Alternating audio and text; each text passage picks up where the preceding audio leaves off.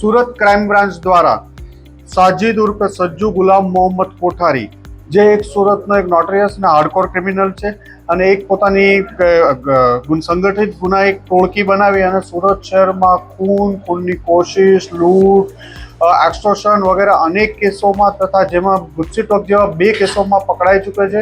એ ગેંગનામાં સજ્જુ કોઠારી સાથે અન્ય 4 મેમ્બરો પર સંડોવાયેલા હતા, જેમાં મોહમ્મદ સાજિદ ઉર્ફે સાજુ ગુલામ કોઠારી, મોહમ્મદ સમીર ઉર્ફે સલીમ શેખ, અલ્લાહ રખા ગુલામ મુસ્તુફા શેખ અને ગુલામ હુસેન હૈદર અલી બોજાણી. આ ચારેય ઉપર ગુસ્સીટોકનો બીજો ગુનો દાખલ કરવામાં આવ્યો હતો. અઠવા પોલીસ સ્ટેશનમાં ઇન્વેસ્ટિગેશન ક્રાઇમ બ્રાન્ચ દ્વારા કરવામાં આવેલું. 2022થી આ ગુલામ મોહમ્મદ છે ભોજાણી સતત ભાગતો રહેતો હતો. 2022માં જ્યારે સાજુ કોઠારી પકડાઈ ગયો ત્યારબાદ અલ્લાહ રખા અને ગુલામ બંને સુરતથી ભાગી ગયા હતા.